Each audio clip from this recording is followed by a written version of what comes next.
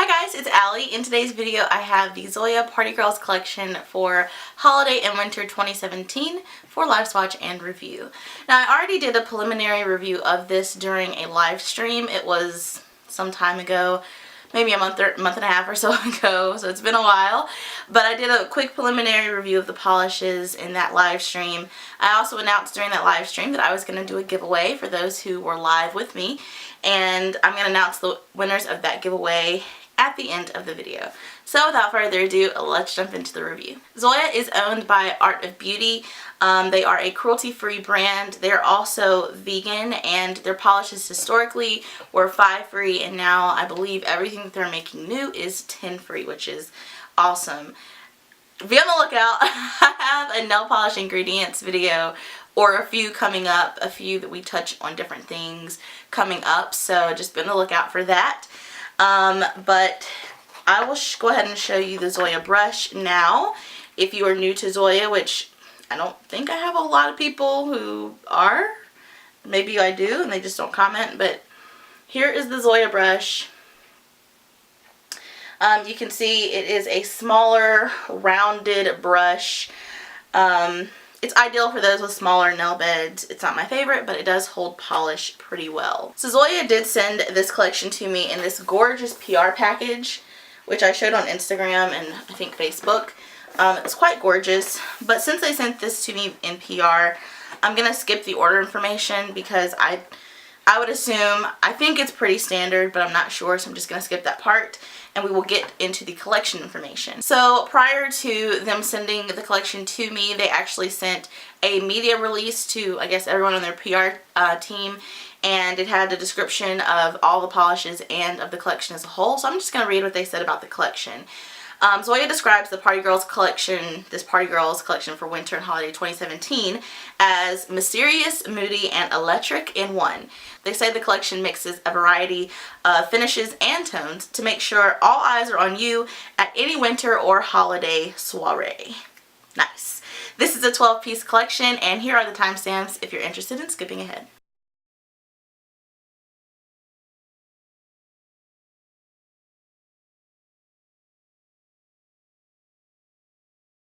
All of the color descriptions that I give in this video will be from the Zoya media info release. Of course, if I disagree, I will let you know.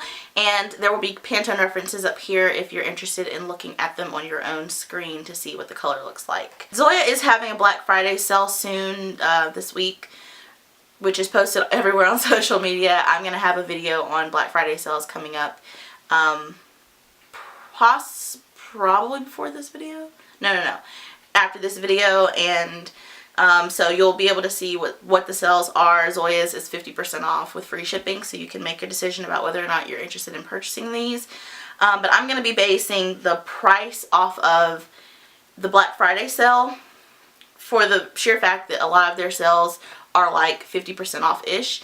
And if you're watching this video now, I would highly recommend getting your hands on the polishes if you want them during the sale. So I'm going to base the price rating on the sale price. So the first polish we're looking at is called Solstice. This one is my favorite named polish in the collection. This one's described as a sparkling persimmon orange metallic, and in terms of whether I agree with that, heavy on the persimmon, and it has this orangish gold flash or shimmer running throughout it. So for that reason, sure, we'll say that the persimmon is the base and the orange is the metallic shimmer. Fine. Okay, so the consistency of Solstice is normal to thick. However, it is a little bit on the sheer side. On the first coat, it was sheer, pretty even, but sheer. The second coat was still sheer. If you're using 2 thicker coats, you can get to like 99% opacity. But I could still see my nail line. I do have a stark nail line, so, you know, take that for what it's worth. But I could still see my nail line after 2 thicker coats. So for me it requires 3. It required 3 in the live swatch and the swatch picture. But the formula is gorgeous and the polish is gorgeous. So that's, you know, whether or not you care that it takes 3 coats is up to you. The finish is very shimmery, and for performance, I did rate this for formula ease of use at 5. It's very, very easy to use, no issues. For the number of coats on me, it required 3, so I gave it a 3. So my overall rating for Solstice was 4 out of 5 stars. Our second polish is Tammy. Tammy is described as a deep coppery rose sparkling metallic. Okay, it does have a really burnt rosy kind of vibe to it, so I'm good with that. And then it has, to me, it's a similar metallic shimmer as the last one, where it looks more orange, but I see copper in here. So okay on the description. This one is more metallic, where the other one, the last one, was more of a shimmer. This one is gorgeous as well. The consistency was more normal, definitely thinner than the last one. On the first coat it went on sheer, but a thicker second coat was able to get this completely opaque on the nails. It also has a shimmery metallic finish, and I rated Tammy at 4.5 out of 5 stars. Third up, we're looking at Ming. Ming is described as a mid-toned scarlet red cream. To me, there's a peculiar pinkish component in this color that keeps it from being a strict scarlet red, although I can see the scarlet undertone, so okay. The consistency of Ming was normal to thick. It's one of those reds that just does not get opaque for me. So on the first coat it was sheer, on the second coat it was sheer, and on the third coat it was still kind of sheer. And in terms of how it goes on the nails, it glides on beautifully. No issues whatsoever with streakiness or anything like that. So very beautiful. If you don't mind a sheer polish, you can put on 1 coat of this and walk out the door. That's not my thing. It does finish glossy, and I rated Ming at 3.5 out of 5 stars. Our fourth polish is called Fallon. This one is described as a refined pearl, mid-toned violet magenta, and this is drop dead gorgeous on the nails, guys. It is beautiful. The description, I will say okay to. I can see the components that they're saying. This is more of a berry to me than a magenta, but there's a magenta flash in there, and there's also a violet shift as well. So I'm good with the description, it's fine. For consistency, it was normal to thick, gorgeous, gorgeous, gorgeous. It stays right where you put it, buttery smooth. Just such an easy formula, guys. You can't go wrong with this. On the first coat it was sheer, on the second coat it was sheer, but it did get opaque for me in 3, both in the live swatch and in the swatch picture. Again, the formula was really easy, so the fact that it took 3 coats did not annoy me that much. The finish was this jewel toned gloss, guys. Zoya has a lot of jewel toned shades, and this one just has so much gloss in there. It's quite beautiful. You've seen it in the live swatch or on the swatch picture. It's just a beauty. So I rated Fallon at 4 out of 5 stars. And next we're looking at Sheri. Sheri is described as a mid-toned garnet red cream. I can see garnet red cream, although I think of a very specific color. I think of the birthstone when I think of garnet. So this isn't exactly garnet, but I googled all of these colors because I don't want to tell you something isn't. Like in my ILNP review, I said that I didn't see Marsala in the shade Dinner Party, and I don't see it. I don't see it. But when I Google Marsala, I see lots of variations, and that shade that the polish was one of those shades. So I did Google all these colors to kind of see what the consensus was on them, and I can see garnet in this when I look online. So, okay. For consistency purposes, this one is a jellyish type of polish, and it does have a normal consistency for a jelly. A little bit on the thicker side when compared to a cream. For me, it's one of those shades that just will never get opaque. The first, second, and third coat were all sheer on me. However, it is super glossy and beautiful when you finally do get it to almost being opaque, or it doesn't really ever get that opaque for me, but when you layer up the coats, it is quite beautiful.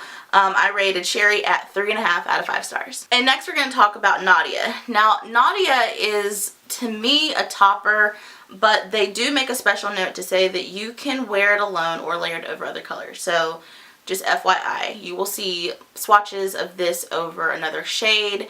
I think I did pictures over 2 shades, and I did swatch this by itself. and a live swatch as well. So you'll see all of that over here, I think. Okay, so Nadia. This is Nadia. Quite beautiful. They described it as a sparkling gingery gold metallic disco copper, and I definitely see and love that description because I would not be able to describe this without their description. It's a good description. I like it. So for consistency, again, this one is marketed as a polish that you can wear on its own or as a topper. If you're using it as a topper, it is a thicker consistency than most toppers. But if you're using it as a polish, it's pretty normal, I would say. Maybe normal to thick, but in the normal range. I prefer this as a topper. I just don't like layering these kinds of shades up on my nail because they never get opaque. So I prefer it as a topper, but you can layer it up to 3 or 4 coats for nail opacity if you don't have a really strong nail line. I'm sure 3 to 4 coats can get opaque for you. For me, it doesn't get opaque. So yeah. There's so much shimmer on this one that when using it as a topper, you can just use 1 coat and it's going to blast your nails. It's going to kind of take over the base. So you definitely are wanting to wear this to be the punch on the nails as opposed to an accent to the base color. This will take over whatever base color you're wearing if you use it as a topper. I don't mind that. I think it's pretty. The finish of this is ultra shimmery, and I rated Nadia at 4.25 out of 5 stars. And next, taking us over the halfway mark, we have Kelsey. Kelsey is described as a muted cerise, I think I'm pronouncing that right, pink. I did look up cerise, the definition of it, when we were on the live stream, and it said it's like a vivid reddish pink, and I don't see reddish pink in here. However, when I actually Googled the color cerise pink, this is like exactly the color. So okay, I'm good with that description. So just FYI, if you Google the word cerise, then you may not see in your mind what this polish is. But if you Google cerise pink, and I could be butchering the pronunciation of that, I'm not sure. Probably am. But if you Google cerise pink, this color does come up. It's a pretty much dead-on match for this. Okay, so the consistency of Kelsey is thick. If you like thick polishes, this will be up your alley. For me, 2 thicker coats does everything for this. And it is one of those polishes that will thicken up over time and could get to being a solid 1 coater. I could see where some people might need 3 right out of the gate with this one. I think I used 3 in my swatch picture. But 2 normal to thick coats, and it's easily opaque in 2. But I can see this thickening up over time to be a solid 1 to 2 coater depending on how many it took you from the beginning. So this one does dry to a glossy finish, and I rated Kelsey at 4.25 out of 5 stars. Next we're looking at Danielle. Danielle is described as a deep dark periwinkle cream, and I feel like a lot of companies don't want to say blurple. Because to me periwinkle is a very specific shade, and this is not it. Now, calling it deep dark periwinkle, sure, it is a deep dark periwinkle if you want to be technical about it, but I would just describe this as a blurple. I think in the camera it's coming off, maybe it's true to color. I think it's pretty true to color from the viewfinder. It looks like it's true to color. It sits right there in between a blue and a purple, and there's a lot of gray in here, so it's very muted as well, which obviously you know I'm gonna like that. So consistency wise, this one is also a thick polish. Depending on your application, you can get this opaque in 1 coat. I used 1 coat for my swatch picture, and I did go ahead and use 2 in the live swatch because I wanted to use a thinner coat to see if it's like a true 1 coater. So I used a thinner coat on 1, and it just was a little. So, you know, for my high standards of opacity, I'm looking for every single light scenario, are you opaque? And on 1, with that thinner coat, it was just a little bit sheer in some lights. So I took it to 2, but I think a lot of people will stop at 1. So it does dry to a glossy finish, and I rated Danielle at 4.75 out of 5 stars. Just giving it for the number of coats, I gave it a 4.5 since it's not, for me, like a true 1 coater. It requires a thicker, normal to thick coat. Alright guys, and next we have my favorite from the collection, hands down. Really? Yes. Yes. It amazes me because this one is a warmer shade, so I don't really expect that, but it's hands down my favorite of the collection, and that is Isadora or Isadora. This one is described by Zoya as a rich refined pearl in magenta plum. It is my standout favorite, but I do not see magenta in this as a base. There's definitely a magenta shimmer running throughout it, as well as like a goldish flash in here as well. But the base is just plum. It's I think I said maybe like a burnt berry. You could even call it a burnt berry if you're just really wanting to put it in the pink family, but I see more of like a plum. This one is a gorgeous, gorgeous polish. It does have a normal to thick consistency. It required 2 coats both in the live swatch and in the swatch picture. There were no issues with streakiness or anything. It was just a little bit sheer on one. And it does dry down to a nice glossy finish with that same jewel toned component as, which one was that? Fallon. Jewel toned glossiness. Love it. I rated Isadora at 4.5 out of 5 stars. Alright guys, we have 3 polishes left, and the next one we're looking at is called Landon. Landon is described on the Zoya website as a mysterious deep aubergine cream. And I did look up on YouTube how to pronounce aubergine. Aubergine. Aubergine. Yes, aubergine. Aubergine? Yes, that's right. Anyway, I don't know if I necessarily see that, although I did Google the color, and there's like one of the results on Google Images is like 5 shades that they all say are aubergine. I see this as like a muted amethyst, similar to, a little bit darker than Tina, that came out earlier this year from Zoya. I see this as like a muted, dusty amethyst shade. Anyway, the consistency of Landon was normal. On the first coat it went on just a little bit sheer, but it did get completely opaque in the second coat. It does dry down to a nice glossy finish, and I rated Landon at 4.5 out of 5 stars. Polish number 11 is called Delaney. Delaney is described as a royal multi-chromatic metallic flip.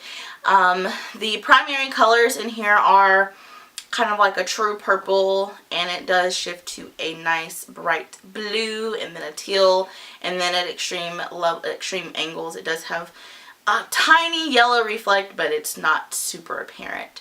Definitely not apparent on the nails at all. This one's consistency was normal. On the first coat it was pretty sheer and surprisingly got opaque in 2. It does finish with a nice shimmery and glossy finish, which is really, really nice. I'm appreciating these shades more and more. These multi-chromatic ones, like them. I rated Delaney at 4.5 out of 5 stars. And our last polish is called Blake, which from certain angles it looks like black. Like straight up black. But they describe this as a deep refined pearl in sapphire blue. I think this is sapphire toned for sure. When you see the first coat in the live swatch, you'll definitely see a sapphire tone. However, with the depth that this is, I don't think of this as a typical sapphire. I'm fine with the sapphire tone, but it does look very, very dark for a sapphire. It does have this yellowy shimmer in it, and it makes it really beautiful. I mean, I think that yellow really stands out on the nail, and it's a nice contrast to the blue. I think it's a very interesting polish. This one had a normal consistency. On the first coat it was sheer and maybe a little bit on the streaky side, but it was completely opaque in 2, both in the live swatch and in the swatch picture. I did use a thicker second coat to make sure that it covered everything up, and so I could definitely see someone needing 3. The finish is very shimmery, and I rated Blake at 4.5 out of 5 stars. Alright guys, so those are the 12 swatches and my feelings on each individual polish. Let's talk about the collection as a whole. So I rated the uniqueness of this collection at 4 out of 5 stars, which was very generous considering that they once again had 6 colors in the red and pink family. Let me just show you. Alright, so even though they had 6 of these colors in the red and pink family, they all had something different about them.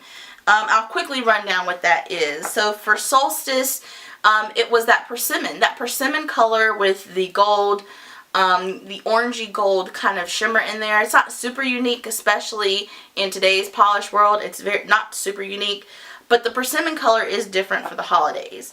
Let's see, Tammy is a unique shade to me. It's very, very unique to me. Kind of like this burnt rose kind of deal. The two I would say that aren't very unique would be Ming and Sheri. They're kind of classic standard red shades. So those two maybe no. Kelsey also is not super unique. It's something that we've seen a lot even from Zoya. And then I just love Fallon for that jewel toned beauty and the magenta coming through it really strong. However, I felt like everything else in the collection, with the exception of maybe Landon, this amethyst shade, I feel like everything else was pretty unique. So all in all, I would say probably 7 or 8 out of the 12 were pretty unique. I don't expect 12 unique shades. I really expect maybe 2/3 of the collection being unique. So in this case, that would be like 8. And I think they hit it. I mean, I think that they did a really good job. So I would give it a 4 out of 5 for uniqueness. For cohesiveness, this collection is quite beautiful to look at together and separately. You can even break it down. You do kind of have a summer fall vibe if you cut the collection. Look at these. These have a really nice fall kind of feel to them, or winter feel to them, if you will. It is a winter collection as well, so you have your winter shades more so here, and then you have your holiday pinks and reds, and this one's kind of, the Solstice one's kind of an outlier. I think it really could just go for the summer, to be honest. And then Nadia is a nice touch to add to anything for a nice bright holiday type of feel as well. So for cohesiveness, I did give it 5 out of 5 stars. For price, at $5 a piece, I didn't have, you know, trouble with almost anything in terms of streakiness, with the exception of Blake. And it's the nature of a dark, dark blue. The first coat just tends to be very sheer or very streaky with those types of shades, so I forgive that. But in terms of that, I didn't have any patchy or streakiness issues, so I felt like these were really good quality. We had mostly 2 coaters with a few 3 coaters in there, and one coater and another one that could potentially end up being a 1 coater. So I think it's a pretty good value for getting vegan, cruelty-free, and tin-free polishes for $5 that have non-streaky formulas. I'm good with $5, so 4.5 on price.